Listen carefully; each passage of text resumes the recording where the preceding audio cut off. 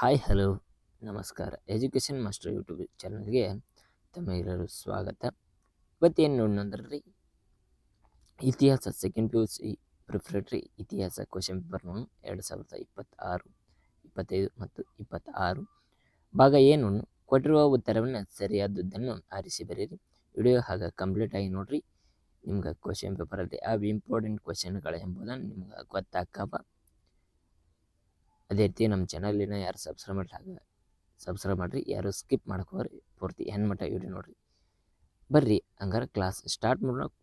First one, ಹೇಳಿಕೆ ಮತ್ತು ಕಾರಣಗಳನ್ನು ಕೊಟ್ಟಾರೆ. ಹೇಳಿಕೆ: ಇಂಡಿಯಾ ಎಂಬ ಪದವು ಇಂಡೋಸ್ ಎಂಬ ಗ್ರೀಕ್ ಪದದಿಂದ ಬಂದಿದೆ. ಬಿ ಕಾರಣ: ಉಪಖಂಡದ ಪ್ರಮುಖ ನದಿಯಾದ ಸಿಂಧೂ ನದಿಗೆ ಈ ಪದವನ್ನು ಬಳಸಲಾಗುತ್ತಿದೆ. ಸರಿ ಉತ್ತರ ಯಾವುದರ? ಡಿ ಸರಿಯಾದ ಉತ್ತರ. ಎ ಮತ್ತು ಬಿ ಗಳೆರಡು ಸರಿಯಾಗಿವೆ ಮತ್ತು ಬಿಯು ಏನ ಸರಿಯಾದ ವಿವರಣೆಯಾಗಿದೆ ಎಂಬುದನ್ನು ಇಲ್ಲಿ ನೋಡಬಹುದು. ಸೆಕೆಂಡ್ ಒನ್, ಚಾಲುಕ್ಯ ವಾಸ್ತುಶಿಲ್ಪವನ್ನು ಭಾರತೀಯ ದೇವಾಲಯಗಳ ವಾಸ್ತುಶಿಲ್ಪ ತೊಟ್ಟಿಲು ಎಂದು ಕರೆದವರು ಯಾರು? ಪರ್ಸಿ ಬ್ರೌನ್ ಕರೀತಾರ್ರಿ. ಎ ಸರಿಯಾದ ಉತ್ತರ. ಅದೇ ರೀತಿ ಥರ್ಡ್ ಒನ್ ರೀ, ರಾಜ ತೋದರಮಲ್ಲ ಕಂದಾಯ ಪದ್ಧತಿಯ ಸಂಬಂಧಿಸಿದ ಈ ಕೆಳಗಿನ ಯಾವ ಜೋಡಿ ಸರಿಯಾಗಿದೆ ಎಂದು ಗುರುತಿಸಿದೆ? ಸರಿಯಾದ ಉತ್ತರ ಎ ಸರಿಯಾದ ಉತ್ತರ ರೀ. ಪೋಲಜ್ ಸತತ ಉಳುಮೆಯಲ್ಲಿರುವ ಭೂಮಿ ಎಂಬುದನ್ನು ಇಲ್ಲಿ ಸರಿ ಆನ್ಸರ್ ಅನ್ನು ತಿಳಿಸದ. ಅದೇ ರೀತಿ fourth one, East India company ಸ್ಥಾಪನೆಯಾದ ವರ್ಷ ಯಾವುದು? 1600 ಆಗಿರ್ಬೋದು ರೀ. 1600 ನೀವು ಚೆಕ್ ಮಾಡ್ಕೊರಿ. ಅದೇ ರೀತಿ ಕರ್ನಾಟಕ ಕೇಸರಿ ಎಂದು ಪ್ರಸಿದ್ಧಿ ಪಡೆದವರು ಯಾರು? ಆಲೂರು ವೆಂಕಟರಾಯ್. ಕೊಟ್ಟಿರುವ ಉತ್ತರಗಳ ಸರಿಯಾದ ಆರಿಸಿ ಬಿಟ್ಟ ಸ್ಥಳವನ್ನ ಭರ್ತಿ ಮಾಡ್ರಿ ಅಂತ. ಜೈನ ಧರ್ಮದ ಸ್ಥಾಪಕ ಯಾರದಾರ್ರಿ?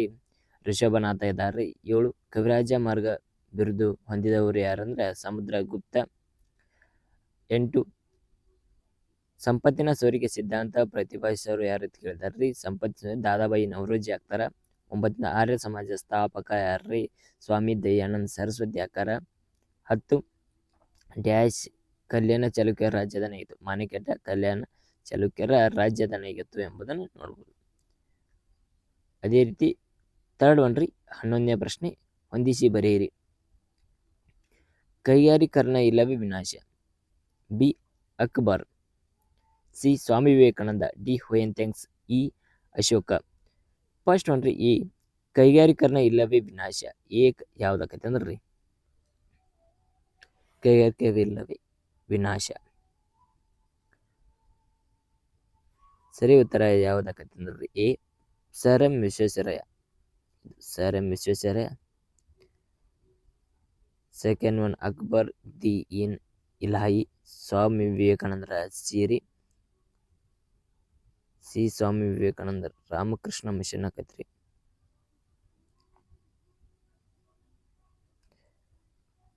ಡಿ ಹುಯೆಂತ್ಸಾಂಗ್ ಸಿಯುಕಿ ಆಕತ್ತದ. ಈ ಫೋರ್ತ್ ಒನ್ ಯಾವ್ದಾಕೈತೆ ಅಂದ್ರೆ ಧರ್ಮ ವಿಜಯ ಆಗ್ತದ.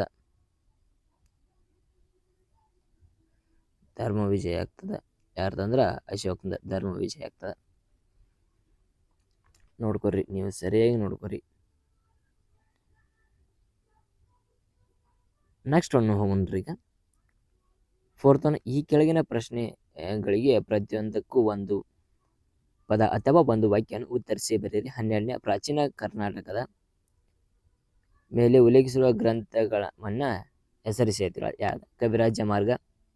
13 ಭಾರತೀಯ ಪುರಾತತ್ವ ಇಲಾಖೆಯನ್ನು ಯಾವ ವರ್ಷ ಸ್ಥಾಪನೆ? 1904ರಲ್ಲಿ ಸ್ಥಾಪನೆ ಮಾಡಲಾಗಿದ್ರಿ. 14 ಮೌರ್ಯರ ರಾಜ್ಯ ಲಾಂಛನ ಯಾವುದು? ಧರ್ಮಚಕ್ರ ಆಗಿರ್ತದ. ಮೌರ್ಯರ ರಾಜ್ಯ ಲಾಂಛನ ಯಾವುದಾಗಿರ್ತದೆ ನೋಡ್ಕೋರಿ.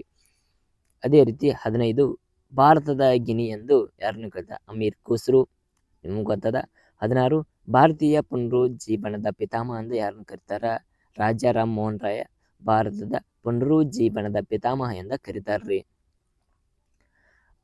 ಅದೇ ರೀತಿ ಭಾಗ ಬಿ ನೋಡ್ರಿ, 5 ಈ ಕೆಳಗಿನ ಯಾವ್ದಾದ್ರು 8 ಪ್ರಶ್ನೆಗಳಿಗೆ ಪ್ರತಿಯೊಂದಕ್ಕೂ 2 ಅಥವಾ 2 ವಾಕ್ಯದಲ್ಲಿ ಉತ್ತರಿಸಿ. 2 ಪದ ಅಥವಾ 2. 17 ಭಾರತದ ಯಾವ್ದಾದ್ರು 2 ನೈಸರ್ಗಿಕ ಲಕ್ಷಣ ತಿಳಿಸಿರಿ. ಹಿಮಾಲಯ ಪರ್ವತ ಮತ್ತು ಕಾಂಚನಜುಂಗ. 18 ಹಳೆಯ ಶಿಲಾಯುಗದ ಯಾವ್ದಾದ್ರು 2 ತಾಣಗಳನ್ನು ತಿಳಿಸಿ. ಹಳೆಯ ಶಿಲಾ ಸೋಹರ್ ನದಿ ಕಣಿವೆ ಮತ್ತು 2 ನರ್ಮದಾ ನದಿ ಕಣಿವೆ ನೋಡ್ಕೋರಿ.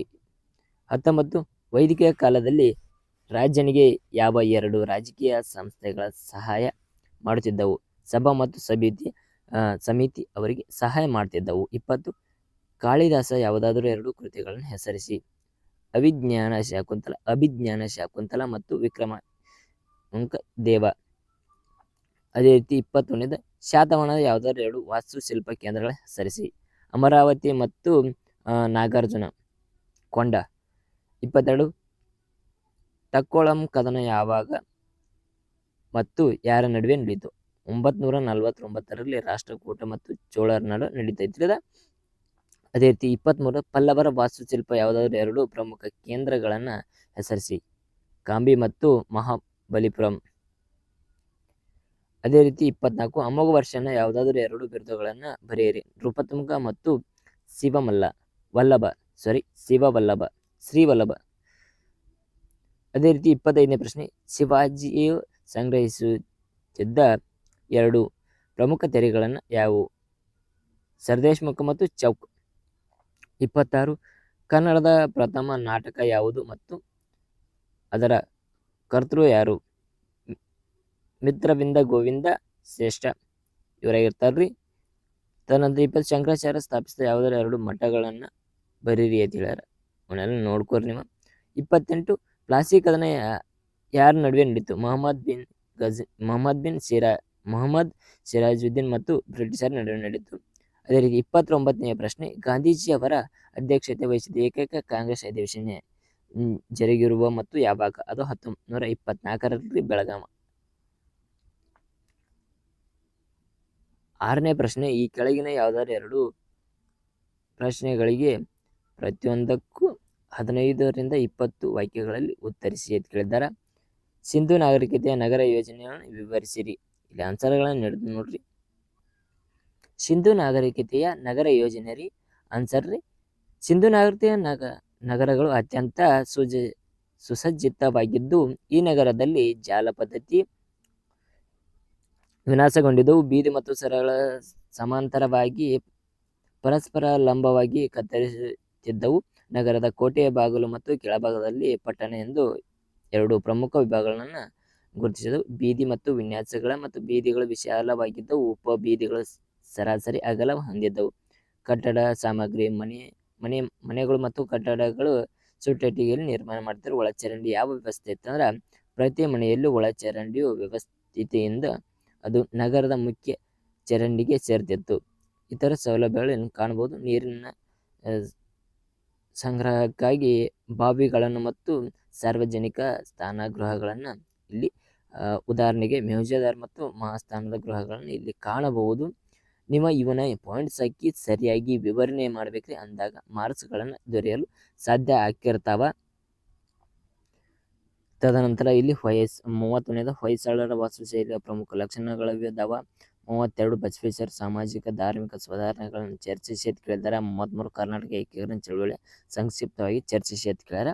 ಇವು 3 ಆನ್ಸರ್ಗಳನ್ನು ಇಲ್ಲಿ ಕೊಡ್ತೀನಿ. ನೀವು ಸರಿಯಾಗಿ ಓದ್ಕೋರಿ. 31 ಹೊಯ್ಸಳರ ವಾಸ್ತುಶೈಲಿಯ ಪ್ರಮುಖ ಲಕ್ಷಣಗಳನ್ನು ಇಲ್ಲಿದಾವ ನೋಡ್ಕೋರಿ. ಎಲ್ಲ ಪ್ರತಿಯೊಂದನ್ನು ಬರೆಯಿರಿ. ಹೊಯ್ಸಳ ವಾಸ್ತುಶೈಲಿಯ ವಿಶಿಷ್ಟವಾದ ನಕ್ಷತ್ರ ಆಕಾರದ ವಿನ್ಯಾಸ ಮತ್ತು ಸೂಕ್ಷ್ಮ ಕೆತ್ತನೆ ಮತ್ತು ಬೇಸರ ಶೈಲಿಯ ಪ್ರಭಾವ ಹೆಸರ ವಾಸಿಯಾಗಿರ್ತದೆ ಎಂಬುದನ್ನು ಕೇಳ್ಬೋದು. ದೇವಾಲಯ ವಿನ್ಯಾಸ ಯಾವ ರೀತಿ ಐತಿ, ಶಿಖರಗಳು ಯಾವ ರೀತಿ ಇದಾವ, ಯಾವ ರೀತಿ ಕೆತ್ತನೆಗಳನ್ನು ನೋಡಿದಾವ, ಏಕಶಿಲಾ ಕಂಬಗಳದಾವ ಮತ್ತು ವಿಗ್ರಹಗಳನ್ನು ಕಾಣಬಹುದ್ರಿ. ಇಲ್ಲಿ ಸರಿಯಾಗಿ ನೋಡ್ಕೋರಿ, ಸರಿಯಾಗಿ ಅದೇ ರೀತಿ ಬಸವೇಶ್ವರ ಸಾಮಾಜಿಕ ಧಾರ್ಮಿಕ ಸುಧಾರಣೆಗಳನ್ನು ಇಲ್ಲಿ ಆನ್ಸರ್ಗಳನ್ನವ ನೋಡ್ಕೋರಿ.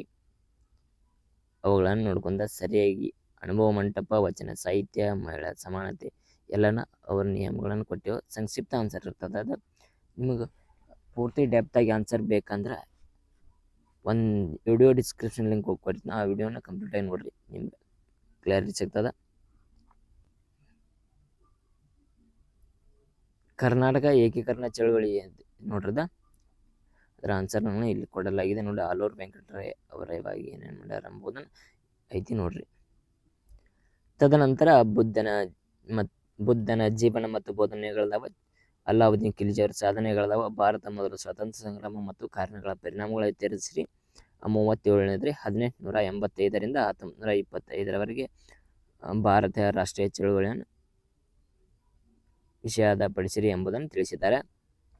ಇದ್ರೊಳಗೆ ಪಿಕ್ಸ್ ಕ್ವಶನ್ ಯಾವ್ದು ಬರ್ತದೆ ಅಂದ್ರೆ ಬುದ್ಧ ಜೀವನ ಮತ್ತು ಬೋಧನೆಗಳನ್ನು ಚಿತ್ರಿಸಿ. ಇದು ನಿಮ್ಮ ಪ್ರಿಪ್ರೇಟರಿಗೆ 2026 ನಾಳೆ 15 ತಾರೀಕು ಎಕ್ಸಾಮ್ ಬರೆಯವ್ರದರಿ. ಆ ಎಕ್ಸಾಮ್ಗೆ ಬುದ್ಧನ ಜೀವನ ಮತ್ತು ಬೋಧನೆಯನ್ನು ಚಿತ್ರಿಸಿ ಪಿಕ್ಸ್ ಬರ್ತದ. ಭಾರತದ ಸ್ವಾತಂತ್ರ್ಯ ಸಂಗ್ರಾಮ, ಮೊದಲ ಸ್ವಾತಂತ್ರ್ಯ ಸಂಗ್ರಾಮ ಕಾರಣ ಪರಿಣಾಮಗಳನ್ನು ತಿಳಿಸ್ರಿ. ಇದು ಇಂಪಾರ್ಟೆಂಟ್, ಮೋಸ್ಟ್ ಇಂಪಾರ್ಟೆಂಟ್ ಕ್ವಶನ್ ಅದಾವ.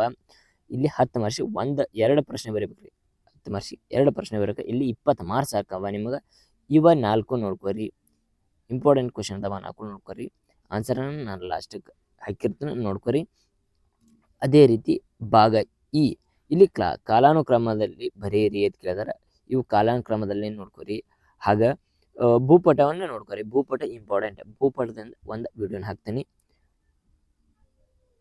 ಇಲ್ಲಿ ಹರಪ್ಪ, ಕೋಲ್ಕತ್ತಾ, ದಂಡಿ, ಬಿಜಾಪುರ ಮತ್ತು ಕಂಚಿ ಒಂದು ಮ್ಯಾಪ್ ಕೊಡ್ತಾರೆ. ಆ ಮ್ಯಾಪ್ನಲ್ಲಿ ಗುರುತಿಸಿ ಅದರ ವಿವರಣೆಯನ್ನು ನೀವು ಎಕ್ಸ್ಪ್ಲೇನ್ ಮಾಡ್ಬೇಕ್ರಿ. ಮಾಡಿದ್ದಾದಲ್ಲಿ ನಿಮಗೆ ಎಷ್ಟು 10 ಅಂಕಗಳು ದೊರೀತಾವ. ತದನಂತರ 39 ಕೆಳಗಿನ 30ರಿಂದ 40 ವಾಕ್ಯಗಳು ಉತ್ತರಿಸಿ. ವಿಜಯನಗರ ಕಾಲದ ಧರ್ಮ, ಸಾಹಿತ್ಯ ಮತ್ತು ಕಲೆ, ವಾಸ್ತುಶಿಲ್ಪ ಅಂದ್ರೆ ಅಥವಾ ಯಾರಿಗೆ ಹೋದ ದೃಷ್ಟಿ ವಿಕಲಚೇತನ ವಿದ್ಯಾರ್ಥಿಗಳಿಗೆ ಮಾತ್ರ. ಅಲ್ಲಿ ಮೆನ್ಷನ್ ಮಾಡ್ಯಾರ ಯಾರಿಗತ್ತ. ನೀವು ಸರಿಯಾಗಿ ನೋಡ್ಕೊಂಡು ಎಕ್ಸಾಮ್ ಬರೀರಿ. ಒಬ್ಬರು ಏನು ಮಾಡ್ತೀರಿ, ಭೂಪಟ ಬಿಟ್ಟು ಅದನ್ನು ಬರ್ತಿರ್ತೀರಿ, ನೋಡ್ಕೊರಿ. ಯಾರಿಗೆ ಅವಕಾಶ ಇರ್ತದ ಅದು ಅಷ್ಟೇ ರೀ. Thank you all. ಹಾಗೆ ನಮ್ಮ ಚಾನಲಿನ ಯಾರು ಸಬ್ಸ್ಕ್ರೈಬ್ ಮಾಡಿ, ಹಾಗೆ ಸಬ್ಸ್ಕ್ರೈಬ್ ಮಾಡಿರಿ, ಹಾಗೆ ಸಪೋರ್ಟ್ ಮಾಡಿರಿ. Thank you.